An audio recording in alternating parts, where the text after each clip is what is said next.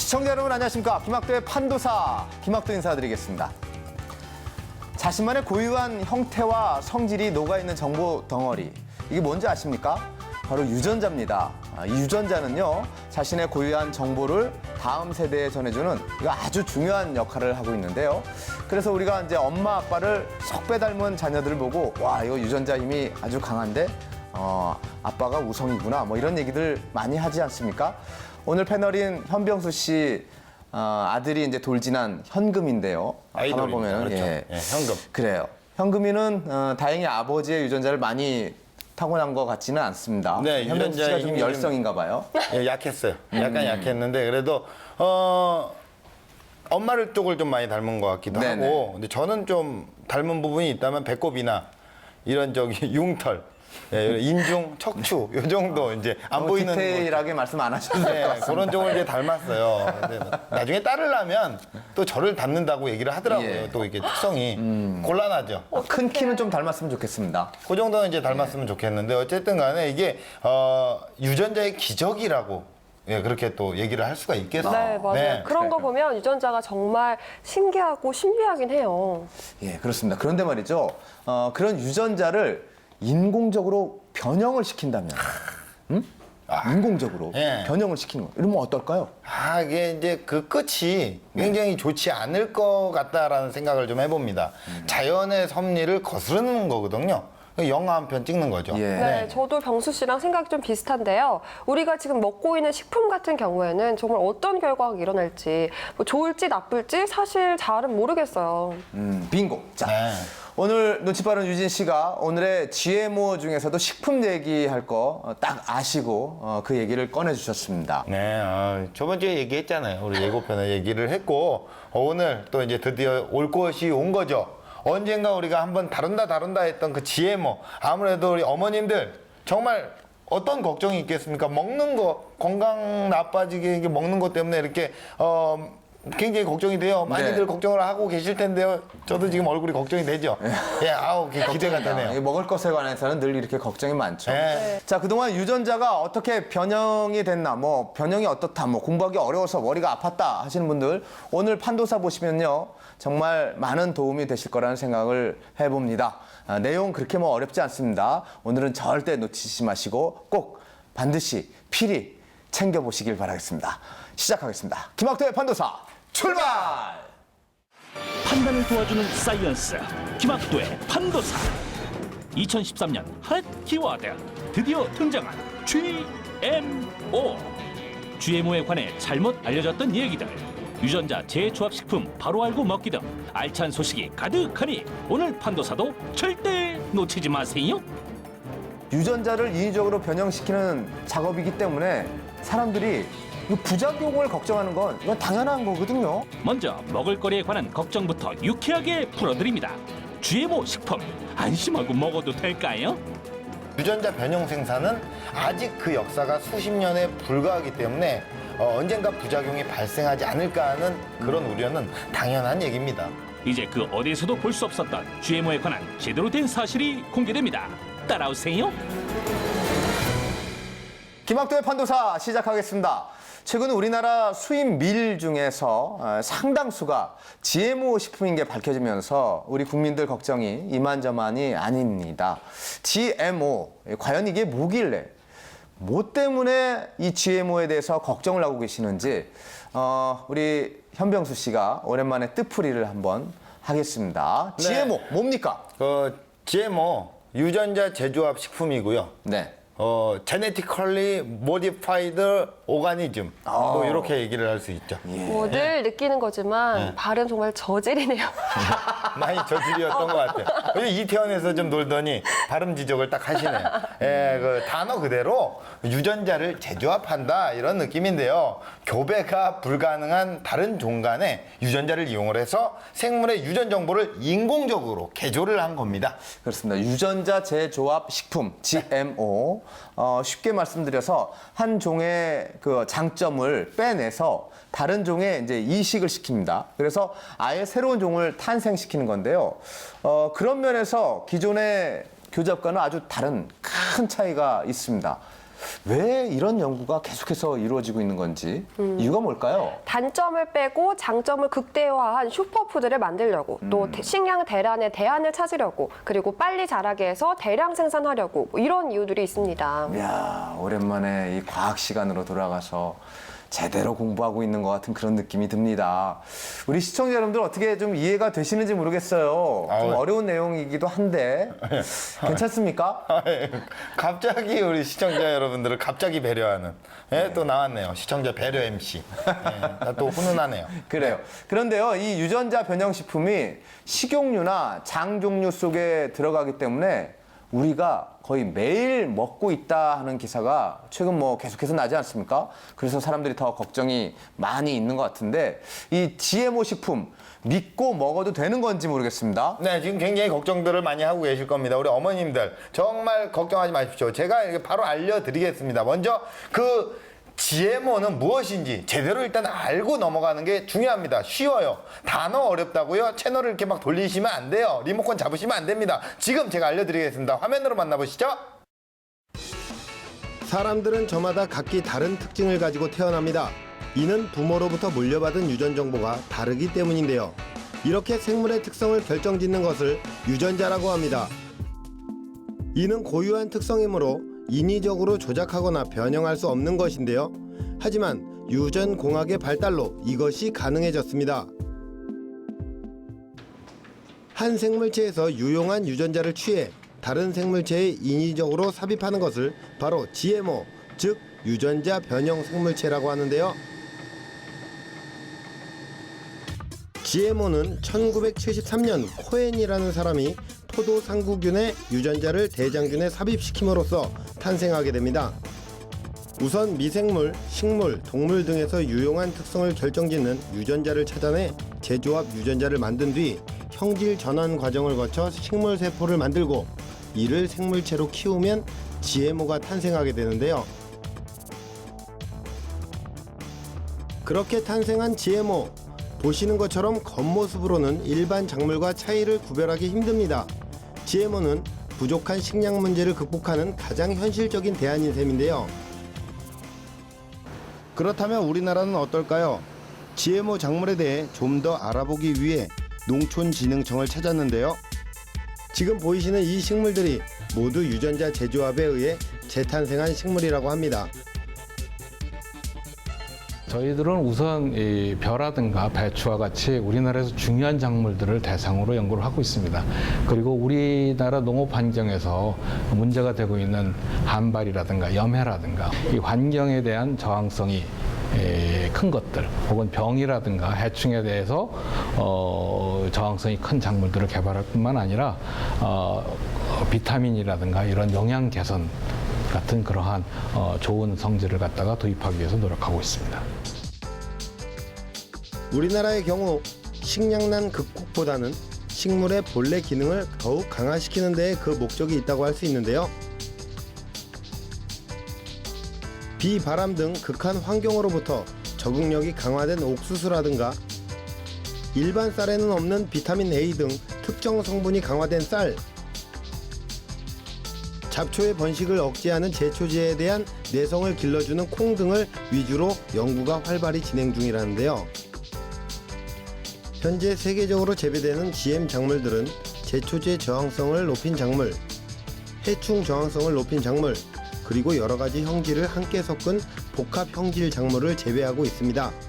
예, 이 생명공학이라고 하는 것의 이 구분하고 이 GMO의 구분이 일맥상통하는 점이 있습니다. 예를 들어서 의약용이라든가 산업용이라든가 농업이라든가 혹은 이 환경이라든가 이런 다양한 분야에서 이 활용을 할 수가 있는데 이 현재 그 상업화가 돼 있는 것들은 우리가 작물이 대부분이고 가축이라든가 곤충 혹은 어류 같은 경우에는 지금 아직 승인은 안 되고 연구만 하고 있는 단계라고 할 수 있겠습니다.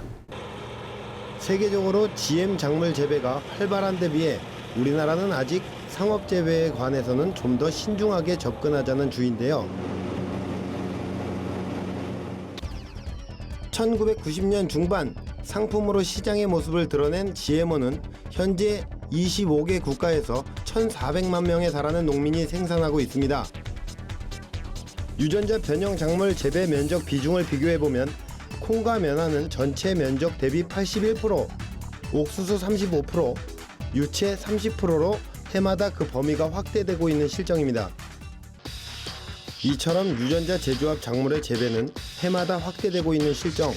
따라서 우리가 먹고 있는 식품에 유전자 제조합 작물이 포함되어 있는데요.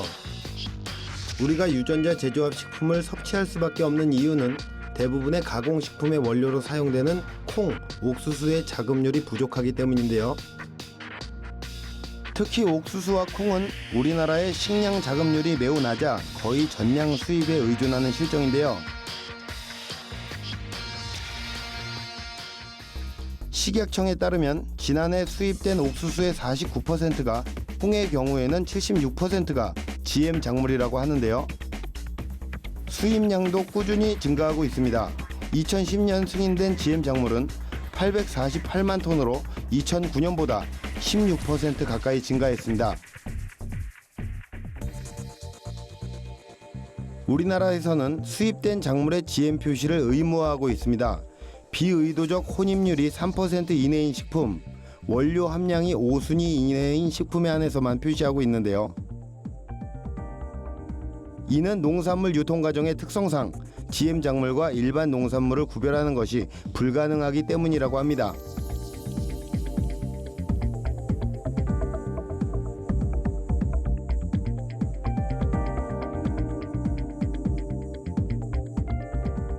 GMO 어렵고 낯설게만 느껴지셨다고요? 하지만 이미 우리 곁에 있었는데요. 선택은 우리 몫이니만큼 신중하게 결정하시길 바랍니다. 네, 잘 봤습니다. 우리나라에서도 상품화만 안 됐을 뿐이지 여러 가지 GMO 식물을 연구를 하고 있었네요. 네, 그렇죠. 이제 그 벼를 비롯해서요, 고추나 토마토 같은 작물에 대한 연구가 진행 중인데요. 네. 아무래도 실용화 단계를 거쳐서 품종으로 등록을 하려면 예. 안전성 입증을 비롯해서 여러 단계를 거쳐야 되니까 아직까지는 상품화하기에는 이르다고 할 수가 있겠습니다. 안전성 입증이라고 하셨나요? 네. 그래, 안전성 입증이야말로 가장 중요한 키워드가 아닌가 하는 생각이 듭니다. 유전자를 인위적으로 변형시키는 작업이기 때문에 사람들이 이 부작용을 걱정하는 건 이건 당연한 거거든요. 그렇죠. 이제 저 같은 경우에도 네. 한 아이의 아빠, 현금이 아빠인데 아시잖아요. 근데 그렇죠. 현금이가 굉장히 옥수수 통조림을 너무 좋아해요. 그래서 엄청 많이 먹거든요. 예. 옥수수 통조림을 너무 좋아해서 아빠보다 더 좋아해요, 걔가. 예, 근데 그래갖고 너무 많이 주니까, 좋아한다고 주니까 이게 혹시나 나중에 잘못되는 게 아닌가라는 걱정이 좀 드는 건 사실입니다. 예, 어떻습니까, 유진 씨? 네, 우리나라는 수입한 옥수수 중에 절반 정도, 콩 같은 경우는 4분의 3 정도가 GMO 식품인데요. 어허. 이걸로 고추장, 된장, 식용유, 콩기름 같은 걸 만드니까 대부분의 사람들이 조금씩이라도 GMO를 섭취했다는 말이 되는 거죠. 예. 그러니까 걱정할 만하죠. 문제는요, 앞서 영상에서 보신 것처럼 표기가 잘 돼 있지 않아요. 그렇기 때문에 GMO가 들어있는지 아니면 없는지 모르고 먹고 모르고 사는 경우가 허다하다는 겁니다. 예, 맞습니다. 이 GMO가 사용 함량의 5순위 이내이거나 GMO를 가공한 후에도 DNA 성분이 남아있을 때만 성분을 표기하도록 돼 있기 때문에요. 가공 단계에서 DNA나 단백질이 파괴되는 간장이나 식용유는 표기가 안 돼 있는 거죠. 네. 그렇다면 우리가 의도하지 않았다 할지라도 이 GMO 식품을 매일 먹고 있었다는 말이 되는데 지금 TV를 보시다가 시청자 여러분들이 이거 많이 놀라셨을 것 같다는 생각이 서프라이즈. 드는데 그래요. 이거 괜찮은 건가요, 유진 씨? 궁금하시죠? 예. 네, 지금부터 여러분이 기다리시는 GMO의 진실, 먹어도 되는지 안 되는지 알려드립니다. 채널 고정해주세요. 이미 우리가 먹는 식품에도 GMO 원료가 포함되어 있다는 사실 확인하셨나요? 하지만 GMO가 어떤 식품에 얼마나 포함되어 있는지는 그 어디에도 나와 있지 않습니다. 직접적으로 혹은 간접적으로 알게 모르게 먹고 있는 셈인데요. 꼼꼼하게 성분을 알고 싶어도 성분 표시를 보면 더욱 의문이 생깁니다. 과연 어디에 얼만큼 GMO 성분이 들어가 있는 걸까요? 그냥 믿고 구입해도 되는 걸까요? 시민들은 GMO 식품에 대해 어떻게 생각하는지 거리로 나가봤습니다. 시적으로 뭐 자연적인 것 말고 인공적으로 뭔가를 바꾸는 거는 나도 올바르지 않다고 생각하거든요. 특히 먹는 거에 대해서는. 우리가 두부를 살 때도 이제 신경을 써서 사 먹거든요. 근데 이제 유전자 콩으로 한 제품이 좀 싸니까 가끔은 또 사 먹을 때도 있습니다. 외국서 이것저것 오니까 너무 막 그게 혼란스러워요. 아이고 이거 먹고 살 게 있나 싶어갖고 걱정이 많이 돼요. 정확한 정보가 없어 더욱 불안할 수밖에 없는데요. 그렇다면 GMO가 안고 있는 문제점은 무엇일까요? GMO 식품을 안심할 수 없는 이유. 첫 번째는 인체의 유해성 여부가 명확히 입증되지 않았다는 점에 있습니다. 두 번째는 환경 문제. 유전자 변형으로 길러진 생물체는 생태계 파괴를 가져올 수도 있습니다. GMO 식품을 안심할 수 없는 이유. 세 번째는 안전성이 입증되지 않은 GMO의 특허 경쟁은 식생활에 혼란을 가져올 수 있다는 데 있습니다. 특히 GMO 원료가 상당 부분 식품에 들어가게 되고 이는 우리 인체에 영향을 미칠 수도 있는데요. 인체에 유해한지 여부가 밝혀진 바 없으니 더욱 민감할 수밖에 없는 겁니다. 이렇듯 끊임없이 안전성에 관한 의문이 제기되고 있는 GMO. 그렇다면 아예 재배하지 않을 수는 없을까요? GMO는 앞으로 인류가 안아야 할 문제들을 우선적으로 해결한다는 점에서 최선책이라 할 수 있는데요. 먼저 인구 증가에 따른 식량난을 해소합니다. 두 번째는 가뭄 등 이상기후에 대비하는 식물의 저항성을 기를 수 있습니다. 그리고 세 번째는 대체 에너지로서 바이오 연료의 원료가 된다는 점입니다. 그중 가장 시급한 것이 기아 문제인데요. 전 세계 기아 인구는 약 10억 명에 달하고 식량 부족으로 5초에 1명씩 사망한다고 합니다. GMO 식량으로 당장 목숨을 구할 수 있다면 이보다 더 시급한 것이 어디 있겠습니까? 기아 문제보다 더욱 심각한 것은 기후변화로 식량 및 종자의 가격이 매해 상승하고 있다는 점인데요. 세계 인구는 해마다 늘어나 2100년에는 100억 명을 돌파할 전망이라고 하는데요. 이에 반해 자원은 한정돼 있으니 앞으로 얼마나 더 기아 인구가 늘어날지 모릅니다. 이에 많은 과학자들도 GMO를 대안으로 제시하고 나섰는데요. GMO를 만드는 기술은 기술일 뿐입니다. 그래서 어떻게 활용하느냐에 따라서 이것이 안전할 수도 있고 위험할 수도 있습니다. 그래서 우리는 이 GMO를 개발해서 실용화하기 전에 철저한 안전성 평가를 해야 됩니다. 그래도 불안한 사람들을 위해 식약청에서는 GMO에 관한 안전성 평가 절차를 공개했습니다. 먼저 민원이 접수되면 식약처에서는 관련 부설기관에 심사를 의뢰합니다.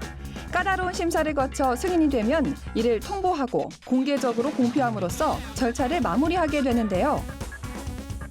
그렇다면 믿어도 될까요? 세계보건기구에 따르면 아직까지 GMO의 위험성이 알려진 바는 없다고 합니다. GMO에 관해 이제 조금 아셨나요? 우리 생활에 깊숙이 자리 잡은 GMO. 우리의 식생활과 관계 있는 만큼 더욱 관심 있게 살펴보시길 바랍니다.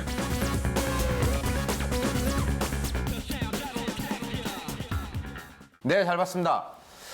명확하게 뭐 이러이러한 점이 뭐 치명적이다, 나쁘다, 뭐 이렇게 밝혀진 건 없지만은 그래도 미래에 우리 몸에 어떤 결과를 초래할지 이건 모르기 때문에 많은 사람들도 걱정을 하고 있는 것 같습니다. 또 그게 당연한 거고요. 네, 아무래도 생물 고유의 특징인 유전자를 변형한다는 점에서 걱정을 끊이지가 않죠. 네, 그리고 이제 종간 교배만 가능했던 기존의 전통 방식은 수만 년이 거슬러 반복되는 농사 자체가 이제 예. 부작용이 없다는 걸 증명해주고 있지 않습니까? 반해서 유전자 변형 생산은 아직 그 역사가 수십 년에 불과하기 때문에 언젠가 부작용이 발생하지 않을까 하는 그런 우려는 당연한 얘기입니다. 예. 오늘 너무 진지한 모습 처음인 것 같아요. 아니, 먹는 거에 좀 진지해요. 이게 또 아이의 아빠고 그러니까. 개그도 아이디어 짤 때는 굉장히 진지해요. 되게 그래, 달라 못 보여요. 웃겨서 그렇지 아이디어는 엄청 진지하게 해서 진지합니다. 무대에서 사람들이 안 웃어서 그렇지. 그 웃음이 예. 아이들에게 또 어떤 영향을 줄지 모르니까 네. 진지해야죠. 그렇죠. 맞습니다. 진지는 하셨나요? 죄송합니다. 그리고요, 유전자 조작 그 농산물을 생산하게 되면은 결국 이제 강한 생물만 살아남게 되고 나머지는 또 멸종하게 될 우려가 있다는 겁니다. 결국 이게 생태계 파괴로까지 걱정이 된다 이런 생각이 드는데요. 네, 정말 중요한 말씀을 해주셨는데요. 또한 조작된 유전자가 원치 않는 생물에 전이돼서 생기는 유전자 오염 같은 문제도 있습니다. 네, 그리고 더욱 심각한 건요, 신종 바이러스처럼 해충에 강한 GMO 식품에 대항해서 더 강력한 해충이 점점 생겨날 수도 있다. 이런 주장도 있습니다. 물론 주장이지만 좀 섬뜩하네요. 강력한 해충. 자, 장점, 단점 골고루 다 갖고 있고 또 논란도 끊이질 않고 있는 GMO 식품. 이건 소비자들은 어떻게 대처를 해야 할까요? GMO 식품에 대처하는 우리의 자세 간단 명료하게 우리 전문가 선생님께서 도움 말씀 주시겠습니다. 선생님. 사실 생명공학이라고 하는 것이 기술적인 것이기 때문에 위험할 가능성은 어느 정도 있다고 봅니다. 다만 그 과학적인 근거에 의해서 안전성 평가를 거쳐서 승인되고 있기 때문에 그러한 정보들을 갖다가 활용하셔서 이것들을 갖다 무조건 안전하다고 하거나 혹은 무조건 위험하다고 하거나 하는 그런 극단적인 그런 사고는 좀 피하는 게 좋을 것 같은 생각이 듭니다. 네, 잘 들었습니다. 제가 다시 한번 정리를 해보도록 하겠습니다.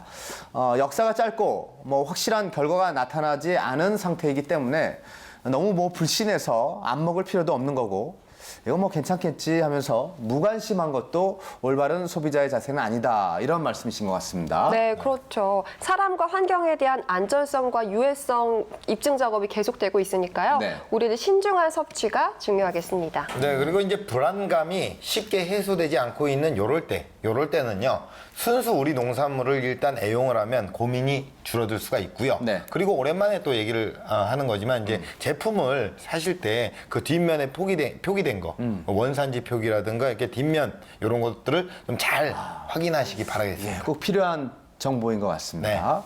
GMO 식품, 이게 너무 심한 걱정과 불안에 사로잡혀가지고 무조건 이렇게 밀어내는 것 또한 올바른 대처 방법은 아닌 것 같습니다. 원산지 확인, 이런 노력으로 현명한 소비를 하려는 태도가 필요한 시점이라는 생각을 전해봅니다. 판도사의 선택. 한 종이 갖고 있는 장점을 다른 종에 이식해 새로운 종을 탄생시키는 유전자 재조합 생물 GMO. 식량난으로 인한 대량 생산의 필요성과 특정 영양소를 극대화한 슈퍼푸드 열망에 의해 탄생한 GMO 식품은 식용유와 장 종류 등의 원료로 사용되며 많은 사람들이 먹고 있는데요. 하지만 유전자를 인위적으로 변형시키는 작업인 만큼 걱정도 끊이지 않는 게 사실. GMO 식품은 역사가 짧아 안전성이 제대로 입증되지 않았지만 반면 부작용 또한 아직 명확하게 밝혀진 바가 없으므로 신중한 섭취는 필요하지만 너무 심한 걱정과 불안으로 무조건 밀어내는 것도 옳지 않습니다. GMO 식품, 걱정보다는 원산지 확인 등의 적극적인 노력으로 현명하게 섭취하는 것이 더 중요하다는 것 꼭 기억하세요. 동급 최강 정보 프로그램 김학대 판도사 함께하고 계십니다. 자, GMO에 관한 다양한 우려의 목소리를 지금까지 쭉 들어봤습니다. GMO 생각보다 역사가 그렇게 오래되지 않았기 때문에 이런저런 걱정을 당연히 할 수밖에 없는 것 같습니다. 자, 그렇다면 이 GMO 역사에 대해서 한번 살펴볼까요? 네. 역사. 그 GMO 식품의 상업화는 몇 년? 20년째 되지가 않았습니다. 오, 20년밖에 안 됐어요? 진짜 짧네요. 예, 이제 네. 거의 뭐 20년 정도 하면 이제 성년날을 앞두고 있어요. 성년. 예. 꽃다발도 주고 향수도 줘야 될 그런. 몇 년도입니까? 나이입니다. 그러면 그 처음 시작이? 그러니까 이제 그 94년에 네. 미국에서 무르지 않은 토마토를 개발을 했는데요. 그 속에 들어간 유전자가 뭔지 아세요? 뭐죠? 바로 이 넙치 유전자입니다. 넙치. 넙치 생선 생선 말하는 거죠? 그렇죠, 넙치. 예. 아, 진짜요? 그 넙치는 이게 잘 얼지가 않는데요. 예? 이런 특성을 가능하게 하는 유전자를 찾아내 갖고 토마토에 이식을 한 거예요. 예. 그게 GMO의 시초인가요? 그렇군요. 이렇게 예를 들어주면서 설명을 해주니까 GMO가 어떤 건지 확 와닿는데요? 저도 질 수 없죠. 갑자기 경쟁심? 요즘에는 또 염분을 잘 견디는 형질을 벼에 이식을 해서요. 해안 습지에서 벼를 경작하기도 할 정도입니다. 예, 아무튼 뭐 이렇게 GMO 연구 활발해졌지만 앞서 말씀드렸다시피 아직 뭐 명확하게 안전성, 뭐 유해성 검사가 이루어진 게 아닙니다. 그래서 일단은 올바르게 우리가 구분을 해서 먹을 필요는 있겠다라는 생각을 해보죠. 그렇죠. 당연한 겁니다. 예, 당연한 거예요. 오프코스. 네. 자, 계속 헷갈리게만 하는 GMO 식품의 실체. 오늘은요, 우리 현병수 씨가 어떤 유용한 팁을 줄지 지금부터 현병수의 TOP를 통해서 한번 알아보도록 하겠습니다. 현병수의 팁 오브 판도사. 고품격 과학 지식 현병수의 TOP. GMO를 안심하고 이용하는 방법은 GMO에 관한 다양한 상식을 판도사에서 공개합니다. GMO에 대해 이제 어느 정도 아셨나요? 그러나 우리의 식탁에 오른 반찬이 GMO인지 아닌지, 내 입으로 들어가는 음식이 안전한지 알아야 합니다. 지금 여기 GMO에 대해 꼭 알아야 할 황금 정보가 3가지 있습니다. 눈을 크게, 귀를 쫑긋 세워주시고 첫 번째부터 함께 만나보시죠. GMO를 올바르게 구분하는 방법 첫 번째는 어디에 어떻게 쓰이고 있는지 파악하는 것입니다.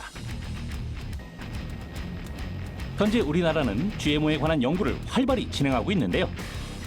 GMO 식품인 콩, 옥수수, 유채, 면화, 사탕류의 경우 식품으로서의 안전성이 입증되어 수입이 이루어지고 있습니다. 식품의약품안전처의 홈페이지를 접속하면 현재 승인된 유전자 재조합 식품을 직접 확인할 수 있는데요. 실제 우리의 식탁에 오르는 GMO는 무엇일지, GMO의 쓰임과 역할이 궁금합니다. GMO는 주로 식용과 사료용으로 쓰이고 있는데요. 식용으로 쓰이는 GMO는 지금 주로 콩과 옥수수가 있고요. 사료용은 옥수수하고 면화가 주로 많이 쓰이고 있습니다. 주로 식용으로 쓰이는 콩의 경우에는 식용유를 만드는 데 많이 쓰고 있고요. 옥수수는 전분에서 제조된 그 전분당이나 올리고당을 이용해서 과자나 아이스크림, 빵 등을 만드는 데 많이 쓰이고 있습니다. GMO 주요 국가 표시에 따르면 식품의 재조합 DNA가 잔류하거나 구분 관리가 되지 않은 경우 반드시 표시해야 하는데요. 하지만 식용유, 간장, 주류 등 식품 첨가물은 제외된다는 사실 꼭 참고하세요. 전에 판도사에서 하루 3끼 잘 챙겨 드시라는 말씀 드렸었는데요. 이렇게 하루 3끼 밥과 반찬으로 영양소 골고루 챙겨 먹고 인스턴트 식품이나 과자, 아이스크림 같은 간식을 안 먹으면 그만큼 GMO에 대한 걱정은 사라집니다. 판도사는요, 삶의 지혜는 물론 장수를 돕는 프로그램입니다. 특히 이 TOP는요, 굉장히 유익한 프로그램이죠. 세계적으로 증가하는 이 GMO, 우리나라의 현황은 어떨지 궁금한데요. 바로 확인해 보시죠. GMO를 올바르게 구분하는 방법 두 번째는 GMO의 생산 허용국과 금지국을 숙지하는 것입니다. 주요 국가별 GMO 재배 면적을 비교해 보면 미국이 약 6,900만 헥타르로 가장 많고 브라질, 아르헨티나, 캐나다의 순위인데요. 주요 재배 작물은 콩, 옥수수, 목화, 유채입니다.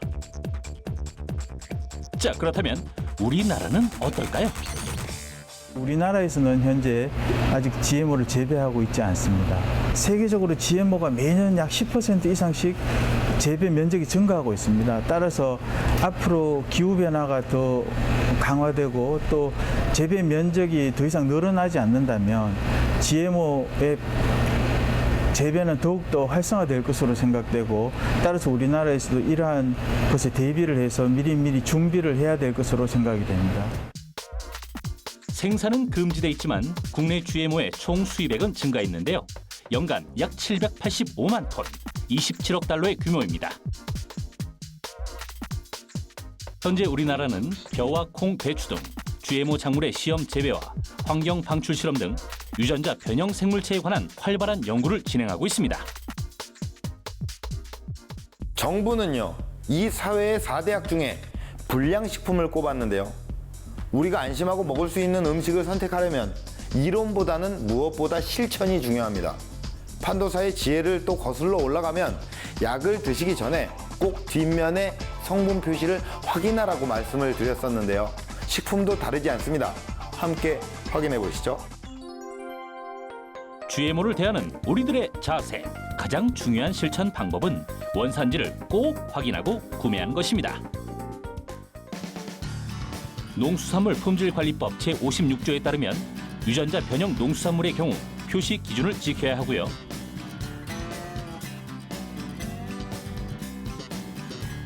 가공식품은 식품위생법의 관련 조항에 따라 유전자 재조합식품 표시가 되어 있으니 확인하고 구매하는 것이 좋습니다. GMO에 국한된 것뿐 아니라 식품을 구매하기 전 원산지를 꼼꼼히 확인해 건강한 먹거리를 이용하는 것이 중요하겠죠. 안전한 먹을거리인 우리 농산물을 애용하는 것도 잊지 마세요. GMO에 대한 판단, 올바른 정보를 제대로 하는 것이 먼저입니다. 네, 잘 봤습니다. 우리나라 GMO 수입량이 매년 증가를 하고 있고 식용유, 과자, 빵, 음료수, 아이스크림까지 GMO 식품을 원료로 해서 만들어지는 게 참 많다는 생각이 듭니다. 원산지 확인을 잘 하고 소비를 해야 될 것 같습니다. 네, 그리고 우리나라는 GMO를 유통하고 있지 않습니다. 시범 생산만 하고 있거든요. 예. 그러니까 유전자 조작 식품은 100% 외국에서 수입된 농산물로 가공된 것들이에요. 네. 그러니까요. GMO 식품을 먹기 싫다면 수입 식품은 일단 피하시면 됩니다. 네. 이래도 찝찝하고 저래도 찝찝하고 그럴 때는요. 다시 한번 말씀을 드리지만 우리 농산물을 이용을 하면요. 고민이 없어요. 더 구체적으로 말하면 지역 내에 있는 협동조합이나 네. 직거래 이런 단체를 이용하는 게 아주 현명한 방법입니다. 예, 가장 좋은 방법이 아닐까 생각이 듭니다. 신토불이라는 말도 있지 않습니까? 네. 가격적인 면에서도 그렇게 큰 부담 없고요. 그리고 또 우리 농촌을 살린 길이기도 하지 않습니까? 예. 자, 앞서 살짝 살펴보기는 했지만요. 우리나라의 그 GMO 작물 재배 현황 좀 살펴볼까 합니다. 유통은 되지 않지만 시범 재배는 하고 있다. 이런 얘기가 지금 들리고 있죠. 네, 근데 저는 이제 그런 게 좀 궁금해요. GMO 작물과 일반 작물이 이렇게 외형적으로 딱 봤을 때는 네. 크게 차이가 없는데 그런 게 대부분이잖아요. 근데 이거를 어떻게 구분을 할 수 있을지 이런 것들 네. 좀 저는 그게 궁금하더라고요. 구분 방법. 네. 궁금하시죠? 궁금합니다. 네, 제가 네. 직접 준비를 해왔습니다. 우리나라 GMO 작물의 모든 것 지금 파헤쳐드립니다. GMO, 유전자 변형 농산물을 직접 보고 느낄 수 있는 체험장으로 여러분을 초대합니다. 안녕하세요, 박사님. 안녕하세요. GMO에 대한 모든 것을 알려주실 농촌진흥청의 이범규 박사님을 소개합니다. GMO는 일상생활에서 접하기가 좀 힘든데 이곳에 오면 직접 확인할 수가 있다고요. 네, 농촌진흥청에서는 GMO 바로 알기에 대한 다양한 프로그램을 운영하고 있습니다. 초등학생들 그리고 청소년들을 대상으로 많은 교육이 진행되고 있고요. 관심 있으신 일반인분들을 위한 그런 프로그램도 진행을 하고 있습니다. 자, 이곳은 농촌진흥청 국립농업과학원의 실험실인데요. 먼저 채소를 이용해 식물의 DNA 추출 방법을 알아보겠습니다. 식물의 DNA를 추출한다? 왠지 좀 어렵고 머리 아프고 또 비싼 장비도 필요할 것 같아요. 어떤가요? 가정에서 흔히 볼 수 있는 재료를 이용해서 간단하고 쉽게 DNA를 관찰할 수 있는 방법이 있습니다. 먼저 DNA를 추출할 재료를 으깨고 즙을 걸러냅니다. 여기에 가루 세제를 넣어주면 세포막이 형성돼 지방 분해 과정을 거치는데요. 이어 소금을 넣어주면 삼투압 작용으로 세포들이 반응해 터지게 됩니다. 서로 섞인 용액을 한 번 걸러주고 에탄올을 투입하면 되는데요. 에탄올을 넣을 때는 매우 천천히 넣어야 되기 때문에 이런 나무 막대기를 이용하면 더 천천히 넣을 수 있습니다. 이러한 하얀 물체가 바로 DNA입니다. 에탄올은 DNA들을 서로 엉기게 하는 특징이 있거든요. 그렇기 때문에 이런 식으로 엉겨서 눈에 보일 수 있게 됩니다. 와, 정말 신기해요. 그러면 다른 채소들도 똑같은 방법으로 DNA를 추출할 수 있는 건가요? 브로콜리라든가 키위 같이 여러 가지 채소나 과일에서 이렇게 쉽게 관찰할 수 있습니다. 그럼 다른 채소들도 DNA 형태가 같은가요? 다른가요? 거의 같습니다. 자, 이번엔 직접 시험 재배하고 있는 유전자 재조합표의 모습을 보여주시겠다고 하는데요. 박사님, 저는 와서 깜짝 놀란 게요. GMO 하면 저는 거대한 식물이나 알맹이가 커다랗다고 생각을 했는데 와서 보니까 일반 작물이랑 똑같아요. 황금배의 경우도 그냥 일반 벼랑 똑같은 모양이지만 도정을 하게 되면 비타민 A 성분이 강화되었기 때문에 노란색으로 보입니다. 이게 일반 벼고요. 요게 GMO 벼인데요. 외관으로 봤을 때는 전혀 구분이 안 돼요. 박사님 혹시 구분하실 수 있나요?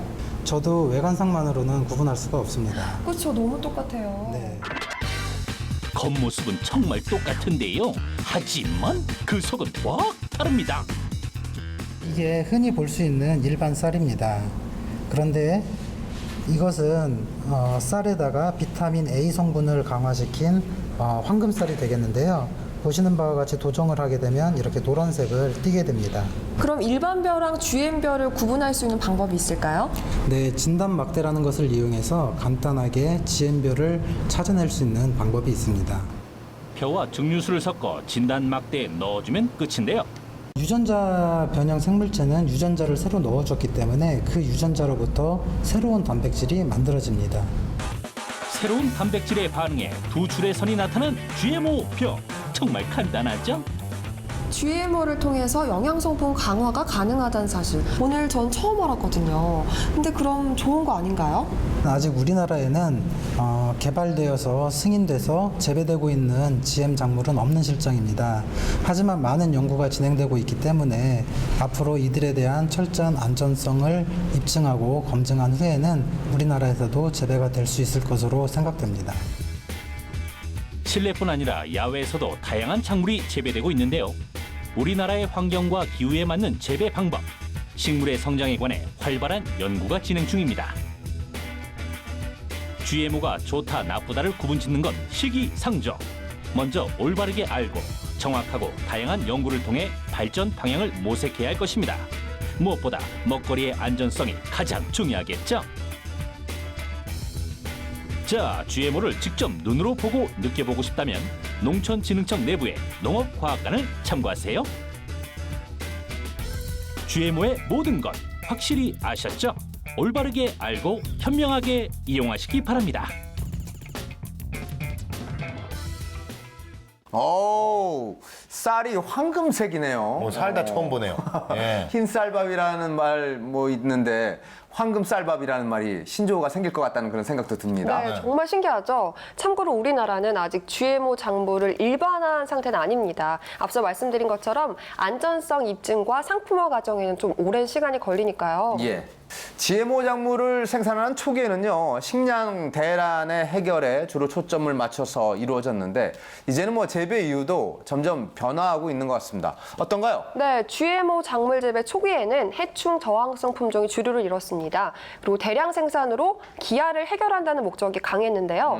최근에는 항암 성분이라든가 혈압 강화 성분 같은 것을 투여한 건강 기능성 식품, 그것에 관한 연구가 활발하다고 해요. 네, 그리고 이제 좀 전에 보신 벼처럼 비타민이다, 철분이다 이런 특정 영양소가 강화된 작물은요. 예. 앞으로도 엄청나게 생겨날 전망이라고 합니다. 네. 알겠습니다. 자, 이렇게 해서 김학도의 판도사에서 GMO 공부를 오늘 쭉 해봤는데요. 솔직히 MC 입장에서 이게 좀 이렇게 어려운 공부가 되지 않을까 하는 걱정도 했는데 오늘 두 분이 정말 재미있게 잘 풀어주셔가지고 유익한 시간이 되지 않았나 하는 생각이 듭니다. 공감대 없네요. 자, 그러면은 끝으로 우리 시청자 여러분들에게 드리는 중요한 팁입니다. Very important point. VIP 함께 하시죠. 네, 음식은 우리가 왜 먹습니까? 예? 먹고 살라고 먹는 거예요. 음식은 영양분을 또 보충하기 위함이고요. 즉, 그 말은 건강하기 위해서 먹는 겁니다. 그렇기 때문에 몸에 어떠한 이상 반응이 온다? 그렇다면 먹지 마시고 의심을 꼭 해보셔야 됩니다. 거부 반응이나 알레르기 반응일 수 있으니까요. 네. 그렇죠. 중요하죠. 일단 먹는 것과 건강은 이거 직결되는 문제니까 현병수 씨의 VIP에 아주 적극 동의합니다. 예. 자, 이번에는 유진 씨의 VIP 함께 하시죠. 네, 저는 부지런한 소비자가 되자 이런 말씀을 드리고 싶어요. 뒷면 포기를 한 번 더 확인하는 습관 키우시기 바랍니다. 네, 고맙습니다. 자, 회를 거듭할수록 안전성만 입증되고 유해성이라고는 요만큼도 찾아볼 수 없는 유익한 프로그램 김학도의 판도사. 오늘은 여기까지입니다. 다음 주에 더 알차고 재미난 내용으로 여러분께 인사드리죠. 감사합니다. 판도사의 결론. 1994년 넙치에 잘 얼지 않는 유전자를 이식한 무르지 않는 토마토 개발을 시작으로 해안 습지에서 재배할 수 있는 벼 등 GMO 작물은 그 시도와 종류가 점점 늘고 있는데요. 우리나라는 GMO를 아직 유통하지는 않고 있으나 황금별을 비롯 수많은 곡물과 채소를 시범 재배하며 사람과 환경에 대한 안전성과 유해성 입증을 계속하고 있습니다. 만약 GMO 식품을 피하고 싶다면 수입 식품이 아닌 지역 내 협동조합이나 직거래 장터를 통한 우리 농산물을 애용하는 것도 한 방법이며 뒷면 원산지 표기를 습관적으로 확인하면 현명한 소비를 할 수 있습니다. 지금도 사람과 환경에 대한 안전성과 유해성을 입증하는 작업이 계속되고 있는 만큼 GMO 식품 꾸준한 공부를 통해 제대로 알고 먹는 현명하고 부지런한 소비자가 돼보자고요. 네, 오늘 내용 잘 풀어줘서 고맙고요. 다음 주에는 휘발유차와 경유차의 대결입니다. 아, 어떤 게 더 실속이 있고 뭐가 좋냐. 야, 이거 오늘 재밌는 잘 팔리는 거는 경유차도 잘 팔려요. 예. 자동차 회사 입장에서는. 예. 어떤 차, 휘발유차 타세요, 경주? 전 지금 휘발유차를 타고 있어요. 그러면 선배님. 저는 두 개 다 있습니다. 야, 그냥 자랑하시는 거네요. 야, 차가 일단 2대가 있다는 거는. 제 잘 산다는 집사람 차도 그렇고. 두 개를 다 타보신 결과는 좀 차이가 일단 휘발유차가 차의 승차감은 좀 좋아요. 네. 근데 실용적인 경제적인 면에서 봤을 때는 경유차가 같은 돈으로 더 오래 탈 수 있다는. 가스차죠, 그거는 가스차. 경유차도 휘발유보다는 같은 돈으로 더 그렇죠. 멀리 갈 수 아무래도. 있어요. 예, 참. 그래서 연비가 좋다는 얘기죠. 이거 지금 공부할 만 나는 주제네요. 그러니까요. 좀 솔깃한데요? 어느 정도 차이가 있는지 네. 이런 걸 한번 짚어볼까 합니다.